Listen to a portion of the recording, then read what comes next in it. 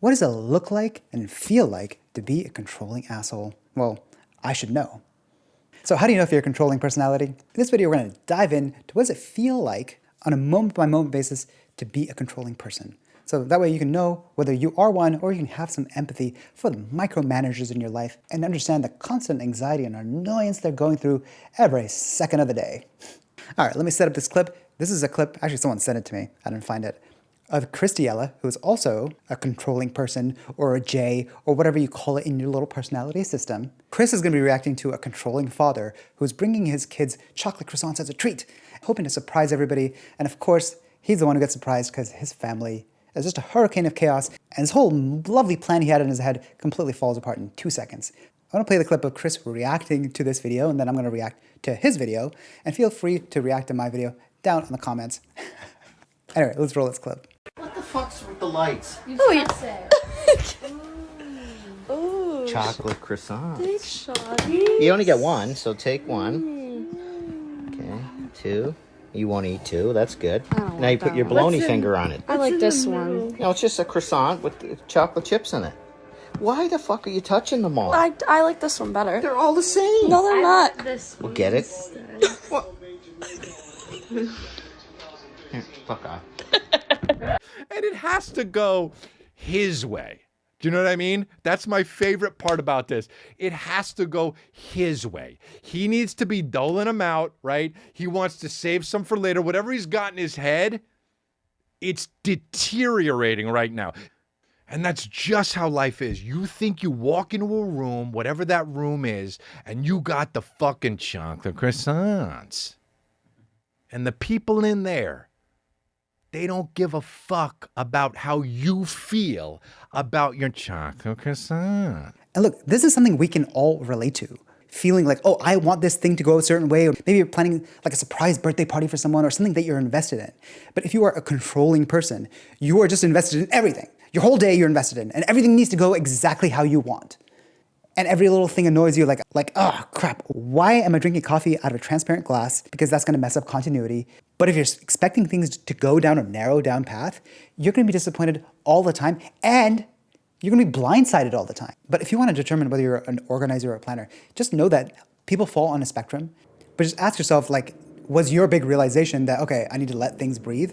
Or was your big realization is like, you know what, if I kind of like planned and was kind of specific about what I wanted or how I wanted things to go, maybe things would have gone that way occasionally. But anyway, this video is for my fellow controlling people. As an older controlling person, I got a few tips for you myself. Lesson number one, I learned this the hard way. I learned this from like going on dates or trying to make friends, is that when you want to talk about something or you have a really funny story to tell or a joke to tell and the conversation gets interrupted, just let that conversation go. Let that thread die. Don't be the one to bring it back up. If you're talking to someone, you're making a friend, you're on a date or whatever, and there's some story you want to tell or a joke you want to make, and right in the middle of it, right before your punchline, the topic changes, just let it go. You like following rules? Follow this rule. Don't bring up your own conversation back. Let other people do it. If they're like, oh wait, what were you talking about? Then you can continue your story. And if they don't do that, let it go. It just kills the vibe. Let it go. Take it as feedback. It's not a big deal. It just means your story was trash. Take it as a reflection of your personal self-worth and move on. And as a subpoint, look, sometimes it's a liability that you always remember what conversational thread you were on, what they said and what you said. I definitely felt that. But on the flip side, you can take that as a strength.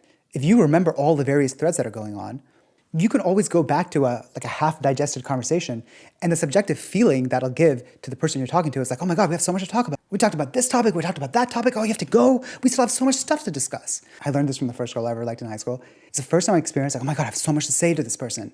And it's just because the conversation was all over the place, it just gives that impression that, oh my God, we have so many unexplored topics. And so now I remember whenever I'm meeting a new person, have a few different conversation threads going, because then you can bounce around and you'll never have that awkward silence of like, oh, okay, let's just beat this dead horse again.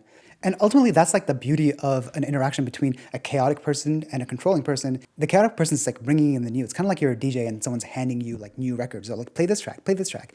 And as a controlling person, you can be the DJ. It's like, okay, now let's play this mix and let's go back to that thing. And you can, maybe you're not choosing the collection of songs, but you can take ownership of like what gets played in what order, and you can just be the DJ.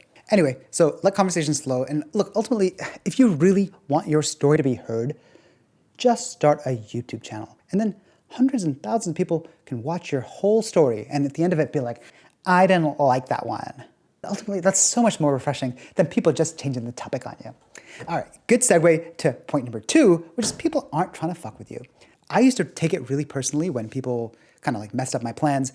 One of my like early roommates, I used to stash things away just in case, kind of like mild prepping. And he'd always get into my stash of emergency food. And I used to feel like, you're actually fucking with me. There's a full fridge of food. Why do you have to go to the emergency stash?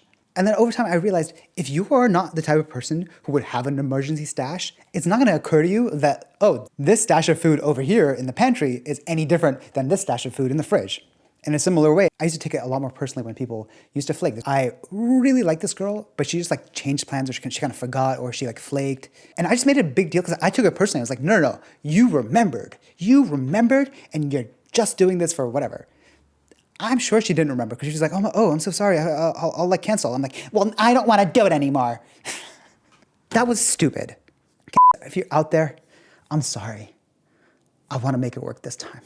Holy crap, she has like 3 kids. Anyway, finally, lesson number 3 is just do more planning. Always have a plan B. I was telling this to my friend. He always gets like mad, oh, people were late and people flaked and now I just like sat in my car. I was like, what? Oh, why didn't you bring a laptop? It's like, oh, I don't know. I didn't think that. That's stupid. Only you get screwed if you don't have a plan B. If you are like a controlling, planning person, make sure you plan for your plan to break or people to be chaotic. I'll hear friends of mine complain like, oh, I had a date, but then she flaked and like now my whole day is like, dude, have a plan B and a plan C and a plan D if there's mutual consent and interest. And if that goes wrong, go back to plan B. Look, final piece of advice. If you're a controlling person or an organizer, just lean into it. Like, I used to complain like, oh, how come I have to always plan and I always have to do everything? And then one day someone took me aside and was like, that's because you're the best at it.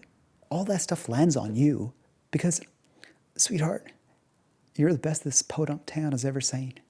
So instead of fighting it, lean into it and just take the positives of it. That means you get to decide what to do and you get to control how things are going to go. And the more times you do it, the better you get at it. And the better you get at it, the more people trust you with it until you control more and more and more, until you control every aspect of everything, until people are like, how come you get to decide everything? Because, sweetheart, I'm the best this podunk town has ever seen. God, what a garbage video. Ship it.